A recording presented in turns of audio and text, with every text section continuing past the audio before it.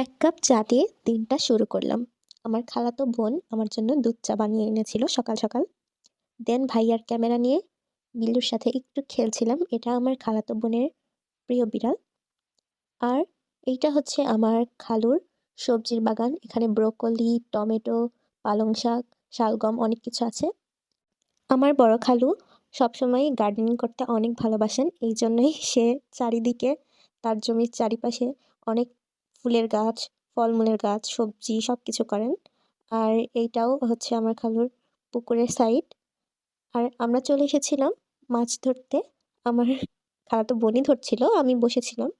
And finally এত চেষ্টার পরে দীর্ঘ ১ ঘন্টা পরে আমরা ২ টা মাছ ধরেছি। আমি কিন্তু ফর দ্য ফার্স্ট টাইম এই মাছ ধরতে এসেছিলাম। আর দেখতে পাচ্ছেন মাছটা কিন্তু মোটামুটি ভালোই বড় ছিল। আর মাছের পেটে ডিমও ছিল। আর ওই পাশে একটা কুকুরও এসেছিল মাছগুলোকে খাওয়ার জন্য। আমরা বারবার তাড়াচ্ছিলাম বসে, বসে। অ্যান্ড মেয়ে মানুষ হিসেবে ফার্স্ট টাইম ভালোই ধরেছি। আর আমার খালাতো বোন এসে সবকিছু কেটে-কুটে রান্না করেছে। ছোট মানুষ হিসেবে কিন্তু ও অনেক ভালো রান্না পারে। যতটা আমিও পারি না, বলতেই হয়।